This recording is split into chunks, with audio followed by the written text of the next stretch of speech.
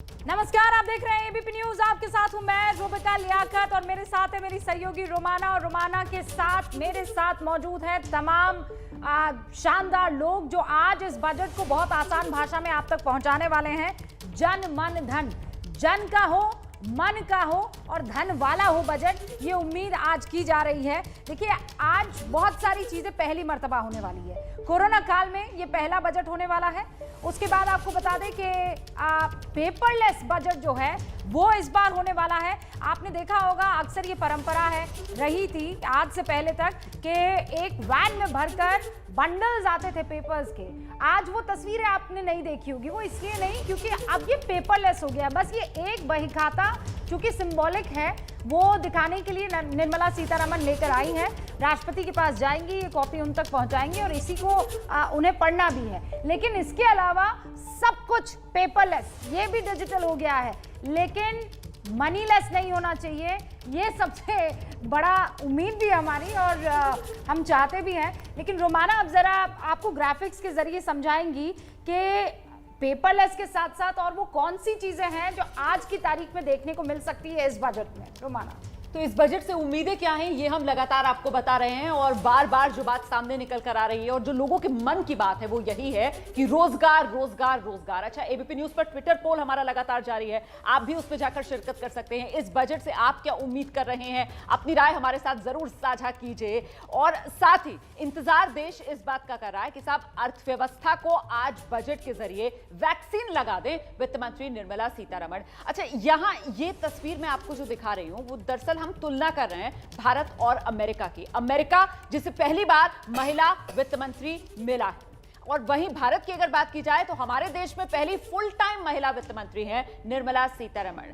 अच्छा, सबसे ज्यादा कोरोना से प्रभावित दुनिया में अगर कोई देश है तो वो अमेरिका है, और ऐसे में भारत के सामने भी कोरोना बड़ी चुनौती। तो कुल मिलाकर ये दोनों देशों की तुलना इसलिए, कंपैरिजन इसलिए क्योंकि दोनों ही देशों के सामने कोरोना एक बड़ी चुनौती बनकर उभरा। दोनों ही देशों की इकोनॉमी को कोरोना ने बीमार किया। कोरोना से सबसे ज्यादा प्रभावित अमेरिका हुआ, कोरोना प्रभावित दूसरा सबसे बड़ा देश भारत है।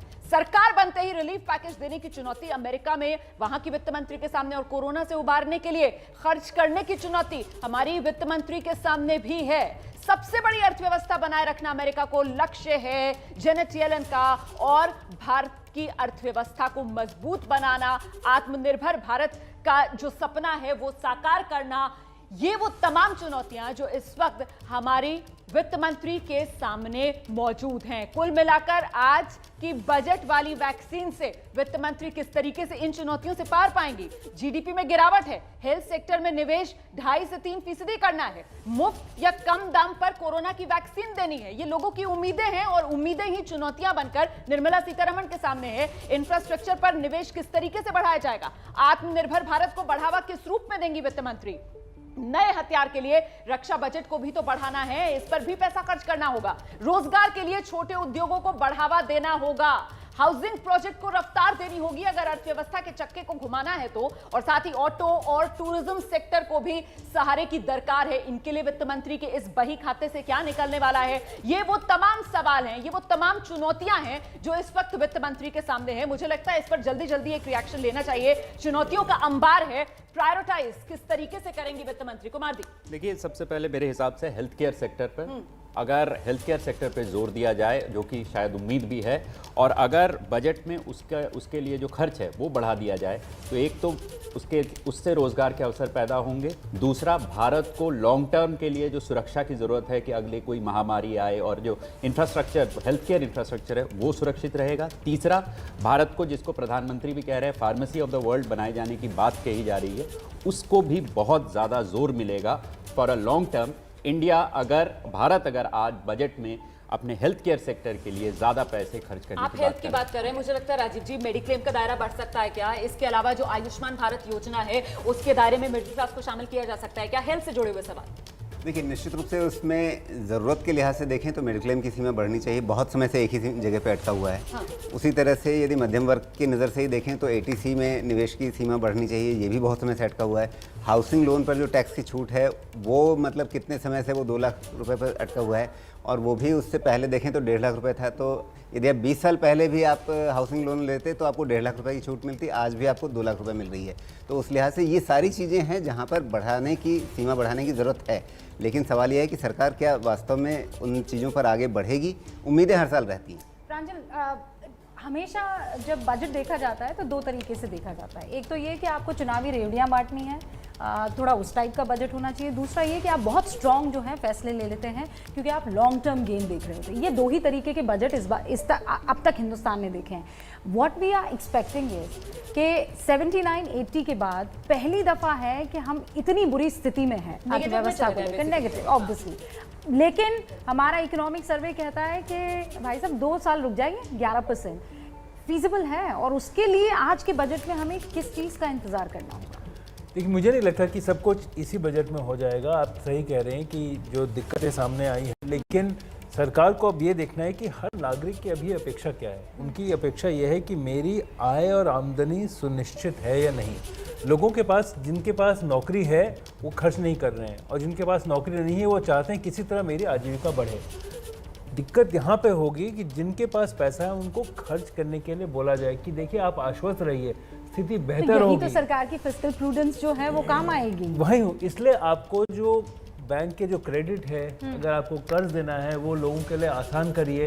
और यहाँ मुझे लगता है कि पैसे की कमी नहीं है, लेकिन पैसे को लगाने की जो अलग अलग विकल्प है उनकी कमी है। आप ये कह रहे हैं कि पैसे की कमी नहीं है? प्रदीप, बैंकों के पास बहुत पैसा है। हाँ, बैंकों के पास है, वो निकाला कैसे जाए। और बहुत सी ऐसी महिलाएं हैं जो इंतजार कर रही होंगी कि भाई घर चलाने के लिए बजट हमारे पास होता है, यहाँ निर्मला सीतारामन के पास है, क्या वो महिलाओं को इस बार ध्यान में रखने वाली हैं? किस तरीके से महिलाओं की उम्मीद इस बजट से है, आपको एक नजर देखना चाहिए। महिलाएं अंडरग्राउंड कोयले की खदान में काम कर रही हैं, तो आज मेरे देश की बेटियां फाइटर प्लेन भी उड़ा करके आसमान की बुलंदियों को चूम रही हैं। आज भारत दुनिया के उन देशों में है जहां नौसेना और वायुसेना में महिलाओं को कॉम्बैट रोल में शामिल किया जा रहा है। गर्भवती महिलाओं को सैलरी के साथ 6 महीने की छुट्टी देने का फैसले की बात हो। हमारे देश की महिलाएं जो 3 तलाक के कारण पीड़ित रहती थी, वैसी हमारी मुस्लिम बहनों को मुक्ति दिलाने, आजादी दिलाने का काम हो। महिलाओं के आर्थिक सशक्तिकरण की बात हो।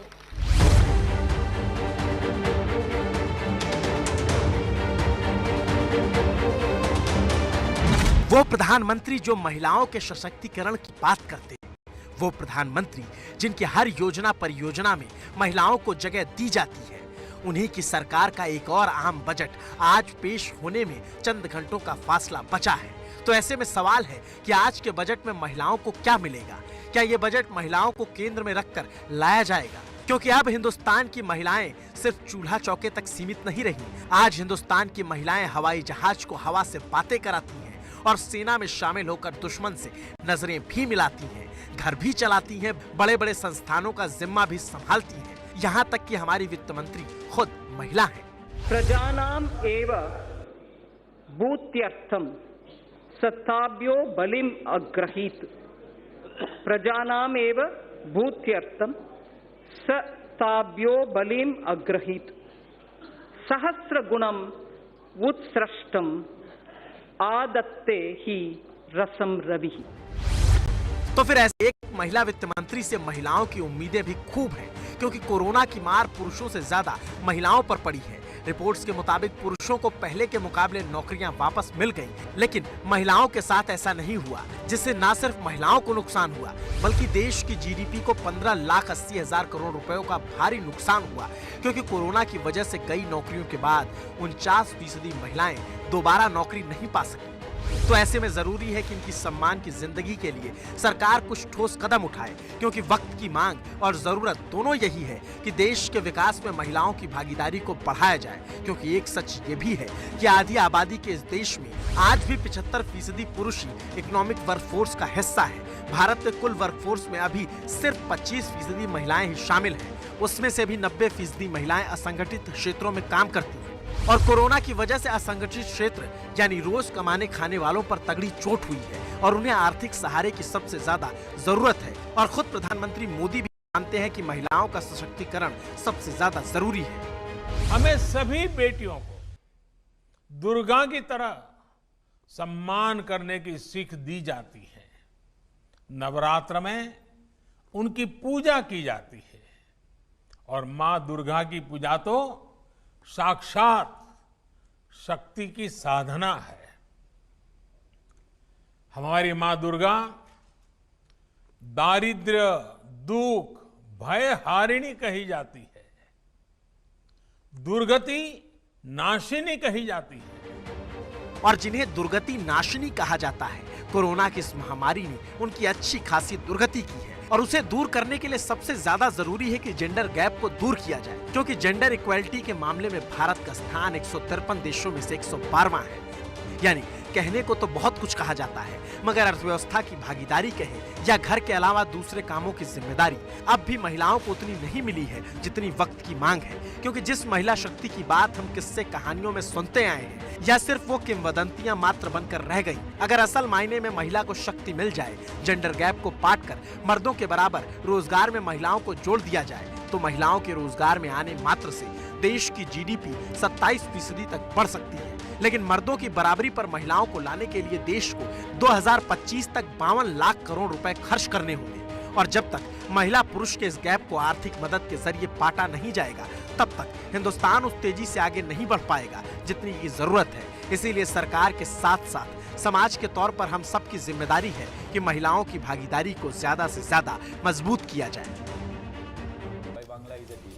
9:41 हो रहे हैं। 10 सवा 10 के आसपास कैबिनेट की मंजूरी अप्रूवल मिलेगा और उसके बाद 11 बजे बजट पढ़ना शुरू करेंगी निर्मला सीतारामन। 1 घंटा 17 सेकंड यहाँ पर बाकी है। लगातार आप काउंटडाउन नीचे देख रहे हैं। अभी हम एक ब्रेक ले रहे हैं, लेकिन ब्रेक के बाद एसपी तुलसियान हमारे साथ इस वक्त आपको स्क्रीन पर नजर आ रहे हैं, जो ये बताने वाले हैं कि ये सेंसेक्स जो इस वक्त बम है, इसके माने क्या है ठीक बजट से पहले, या फिर जैसा पहले बताया जा रहा था कि इकोनॉमिक सर्वे का ये इफेक्ट है कि आज बजट थोड़ा ऊपर और हरे निशान में नजर आ रहा है। जनमन धन बजट 21-22 आप इसे इसलिए आज बहुत महत्वपूर्ण मानिए क्योंकि कोरोना काल में पहली मर्तबा ऐसा होगा जब सरकार ये कहेगी कि भाई हमारे पास इतनी आमदनी है, हमें इतना खर्चा करना है।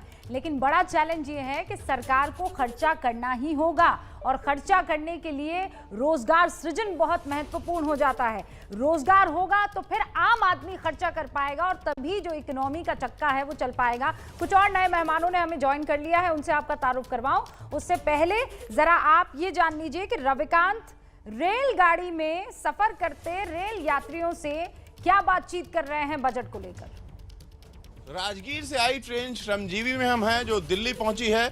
रेल बजट आज आने वाला है। आम बजट के साथ किस तरीके से लोग उम्मीद करते हैं बजट से, और रेलवे से क्या उम्मीद है आप लोगों को? रेलवे से सर जी हमको बहुत अच्छा उम्मीद है, अच्छा जो मतलब परफॉर्म कर रही है और आगे भी चल के अच्छा करेगी। हाँ। क्या सुझाव देना चाहेंगे आप रेलवे को? सर जी अभी तो बजट के बाद ही सुझाव कुछ हम लोग दे सकते हैं। क्या चाहते हैं आप लोग? चाहते कि अच्छा बेटर हो, हमारे यातायात में बहुत असुविधाएं जो है वो ख़त्म हो जाए, उसके लिए हम धन्यवाद। किस तरह की असुविधाएं? सर आने जाने की भीड़ भाड़ जो है, ये जो आजकल जो चल रहा है वो तो आप भली बात से सब लोग वाकिफ भी हैं। तो रेलवे से काफ़ी उम्मीदें हैं। आप लोगों का रेलवे का सफ़र कैसा है? रेलवे का सफ़र अभी तो अच्छा चल रहा है।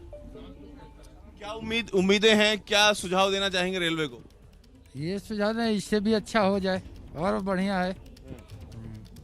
अभी तो फिलहाल सही है जी, और इससे भी बेहतर होना चाहिए। क्या दिक्कत है, क्या बेहतर होना चाहिए? अभी टिकट नहीं कंफर्म मिल पा रहा, लोग वेटिंग ज़्यादातर से चल रही है, परेशान हो रहे आने जाने में, लोग कंफर्म नहीं हो पाता है। फिलहाल आपको ये बता दें बजट ऑन एबीपी हैशटैग पर आप हमारे साथ जुड़ सकते हैं। मैं भी हैशटैग बजट ऑन एबीपी पर आपकी राय पढ़ने की कोशिश करूंगी और कईयों की जो राय अगर आप लकी हुए तो हम ऑन एयर भी देंगे। रुमाना सारे खास मेहमान जुड़े हुए हैं, जरा उनसे एक दफा पूछ ही लिया जाए कि क्या इस बार की उम्मीदें हैं। गोपाल केडिया जी का रुख करना चाहिए। सर सबको उम्मीद ये है कि टैक्स आपको लग रहा है कुछ राहत देगी सरकार? ये रोमाना के दिल का सवाल है, वैसे मैं बता दूं आपको। नहीं, इस बार राहत की बहुत ज़्यादा सीन बन रही है, क्योंकि निर्मला जी ने खुद कहा है कि मैं इस तरह का बजट पेश करने जा रही हूँ जो पिछले 100 सालों में प्रेजेंट नहीं किया गया है।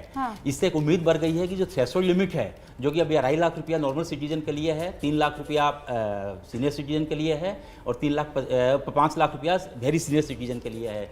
तो उसमें पहले तो उम्मीद थी कि कोई चेंज नहीं होने वाला, लेकिन अभी लग रहा है ये 2.5 लाख से 3 लाख रुपया थ्रेशोल्ड लिमिट चेंज होने वाली है। जहाँ तक रेट ऑफ टैक्सेस हैं, रेट ऑफ टैक्सेस में मेरे को नहीं लगता कोई चेंजेज होएगा, लेकिन इन्वेस्टमेंट में निश्चित रूप से इन्वेस्टमेंट में 80C एक बहुत पॉपुलर सेक्शन है। 80C में जो 1,50,000 की अभी सीमा है, तो लगता है 1,50,000 की सीमा को बढ़ा के 2,50,000 मतलब कर दिया जाएगा। इस बार हम बहुत ज्यादा उम्मीदें टैक्सेशन के फील्ड में जो है।